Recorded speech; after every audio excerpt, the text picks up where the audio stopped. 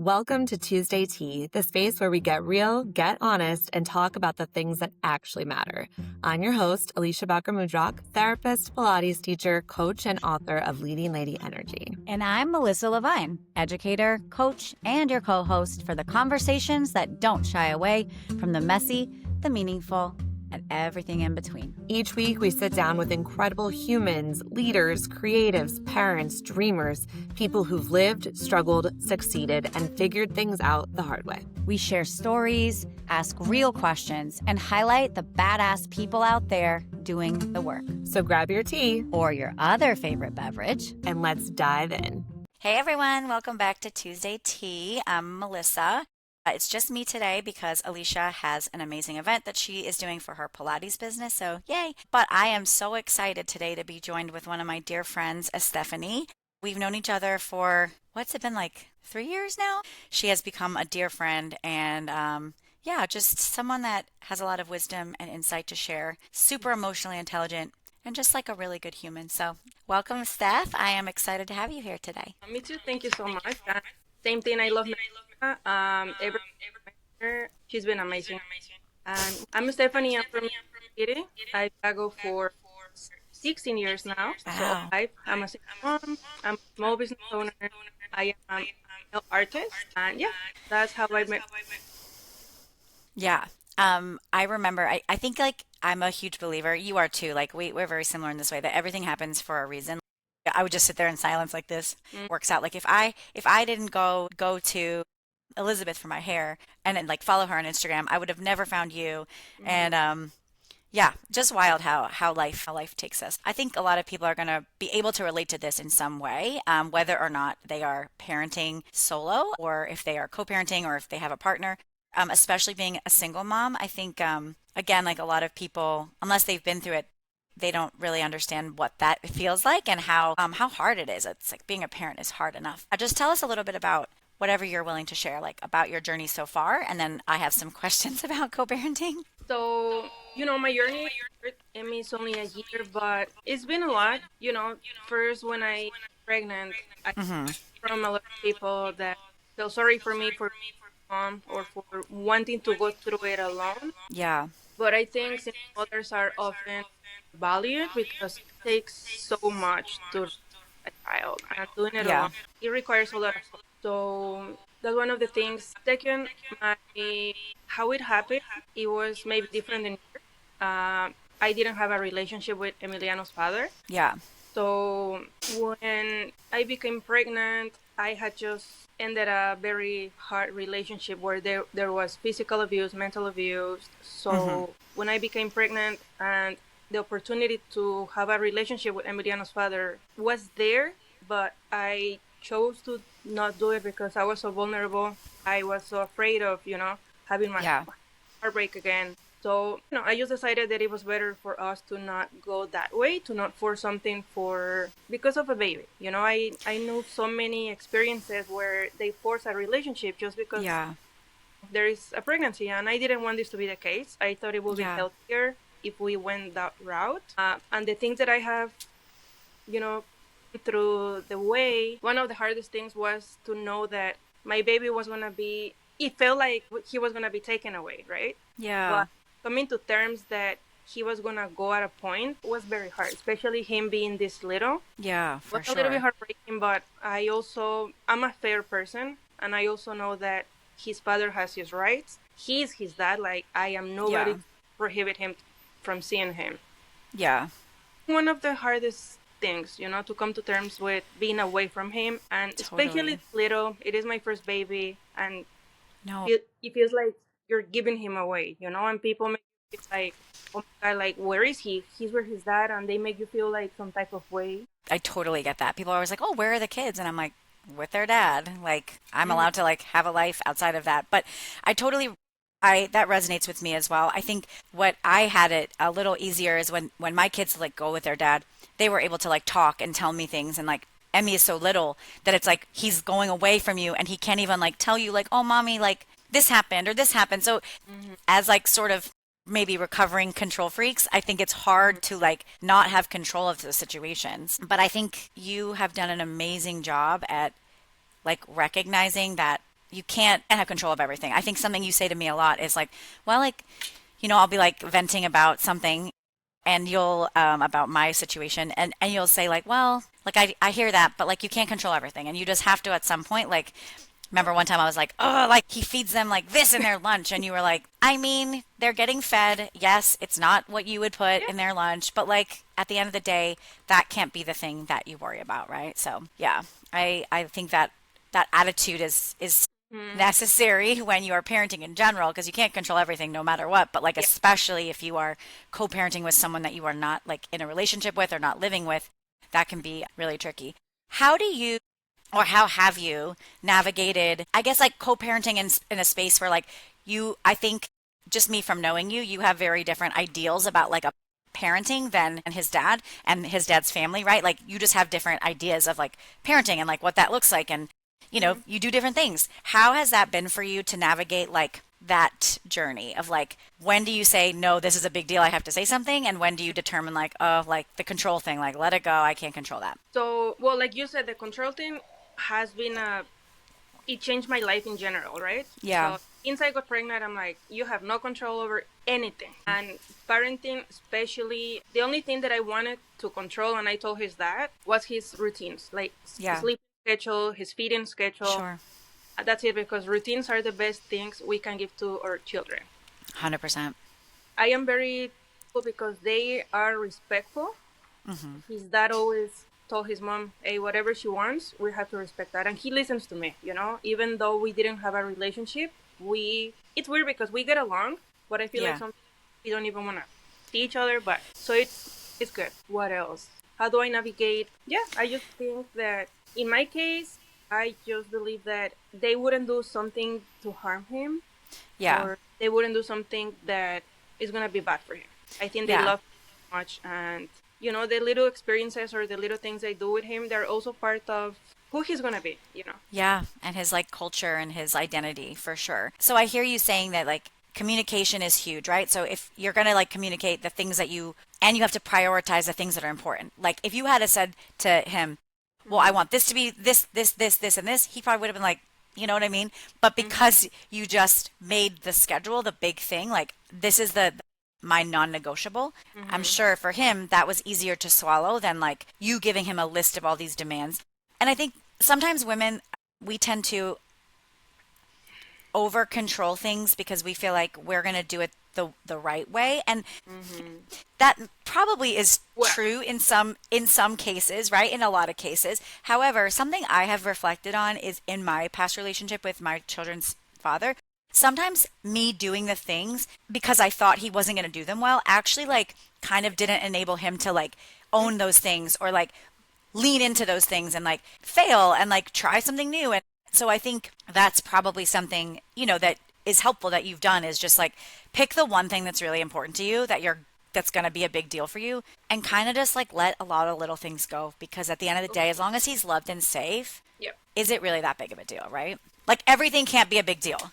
Of course, like you cannot be watching them or protecting them. I wish I could control every single Same. It's crazy, It's it not is for either of us, either for his dad or for me. It puts a lot of, and something that I also learned through the way is how to communicate. And I always tell this to my clients in every relationship. Yeah.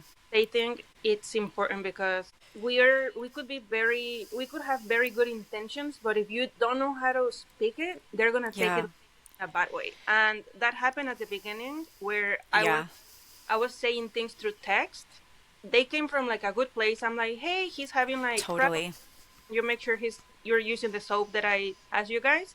And the way he received it was like me being angry and like attacking him. Correct. And just taking things personal. Very hard conversations with him and his mom present because he did like a mediator. Yeah. Thankfully, we have understood each other a little better. That's good. But we have worked a lot on communication. Yeah.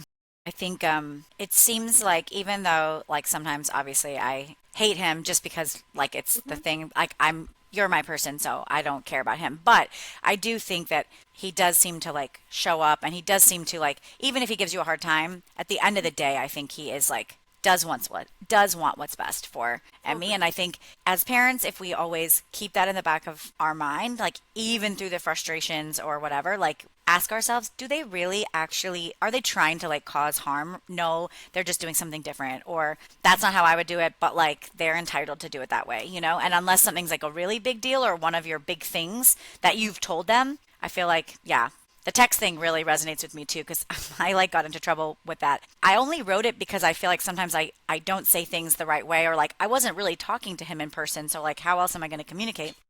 Mm-hmm. But text does sometimes come off like very Mm-hmm. well, I don't even know if it comes off that way, but it's easy to misinterpret because if I'm Exactly. sitting here Mm-hmm. already feeling defensive or Yeah. insecure or whatever, I'm going Mhm. to put all of those feelings into this text and like Correct. read a bunch of stuff into it that's not even true. Yeah, Eric tells me a lot like, you make connections where there actually aren't any connections. Like, stop it, you Yeah. know? And Mm-hmm. I recognize that about myself. I think Mm-hmm. because I'm like an overthinker and I'm like anxious, like I'm gonna go to like the worst possible, or I'm gonna start like imagining or inventing things to hurt my own feelings. No one even said that. Like, why do I do that? I mean, we're cancers, so that's what we do. Yeah, I hate it here. Sometimes I'm Right. like, what are you mad about now? Yeah. No, and I Not, think one of the hardest things about this is that, like, there are situations where you divorce, right? And you just don't want to see that person, and you have to totally. parent while dealing with the emotions. Mm-hmm. And I'm thankful that I didn't go through that route, like on Yeah, purpose, because I didn't want to make this hard for everybody. And yeah, I hear from a lot of friends that co-parent that they're like, I hate him, and they just want to, how do you say, like, mess with each other. They just want to fuck with you, and they don't yeah, understand that everything that happens in your life is going to reflect to your child, your totally. And it's gonna financials, trickle down. Totally. everything.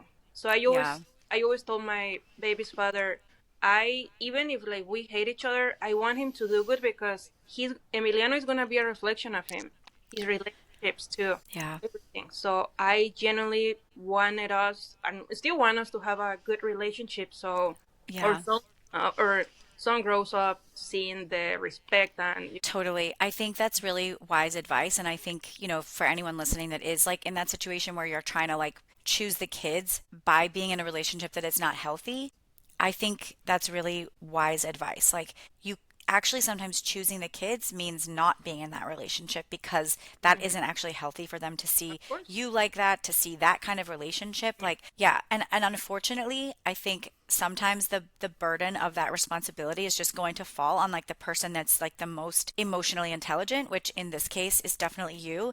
Of just like, I've had this struggle too where I'm just like, oh, I just want to like respond that way back because, and I'm like, no. And I'm proud of myself because I think I've gotten to a point where I just say, okay, Mhm. because I can't change who I am just because he isn't the kind of person that I would want him to be with me, right? So it's like, that's really, really hard.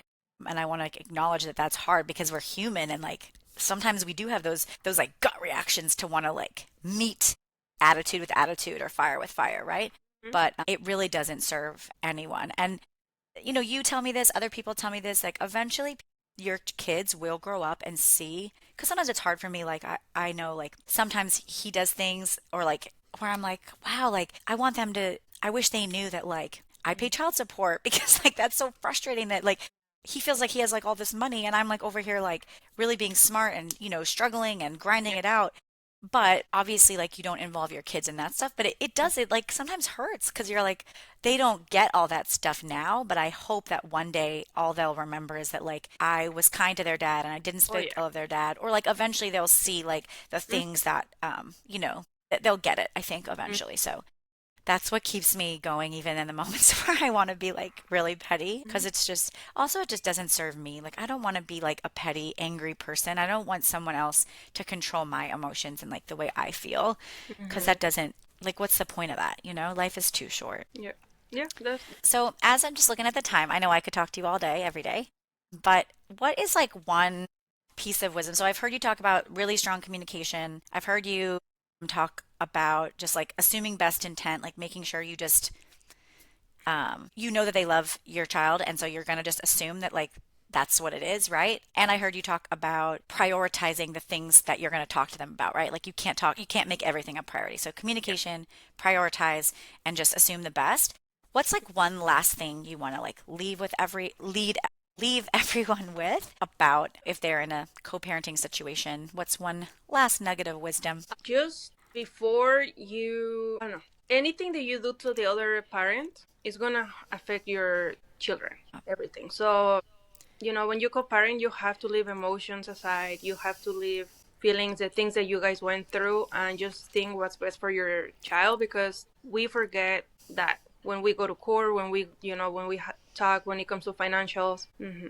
So, That's so true. That's really good practical advice. And also, this is for like parents in general. Think what's best for your child. If you are still together in a relationship that is not working, that's affecting your children. I always have the remorse of what if I had tried something, because it hurts me to see my baby go away. What's the best thing, at the end? Yeah. And I think like we have to let go of this idea of like this perfect family. Like the nuclear family isn't necessarily like what's best, right? So like we've been socialized to believe that households are two parents, the children, everyone's living together. And it's like there's so many different types of families. And like that nuclear family is really sometimes a myth or sometimes like not necessarily what's best, right? And as long as, the parents are happy, the children are happy and, thriving, I feel like that nothing can be bad if all of those pieces are working. Yeah. To make everyone go to therapy because it helps you so much navigating. Yeah, I agree. I think doing something for yourself too, like, is important, right? Like making sure that you have time away. And that's something that like, it is hard to see your kids go. And at first that was really hard. And I will say I enjoy it. And now I try to really embrace that time that I'm not with them, because I think, wow, what a gift. Like a lot of moms don't have that gift because they're in a two-parent household where they have their kids all the time and maybe they have a partner that doesn't help, So I am looking at the bright side of, wow, I have this built-in time where I get to like take care of my needs or work or do all of these other things that like make me besides just being a mom. So, well, that's great. Thank you so much for being here again. Is there anything you want to like share like that you're doing, or if people want to get a hold of you or come and see you for your nails, if you can get in, because she's very hard to get into? Yeah, I'm actually fully booked always. So yeah, you can find me at Beauty Hood Chicago in Wicker Park. We're going to leave my handle on the post. So yeah. All right. Well, thanks everyone for listening, and we will see you soon. Bye. Thanks for hanging out with us on this episode of Tuesday Tea. We hope something here landed, encouraged you, or made you feel a little less alone. If you enjoyed today's conversation, make sure to follow, rate, and share the podcast. It helps more people find these stories. And if you're watching on YouTube, don't forget to like, subscribe, and drop a comment. It really supports the show. For more ways to connect with us or learn about what we do, check out the links below. And until the next cup, keep the tea hot and the truth hotter.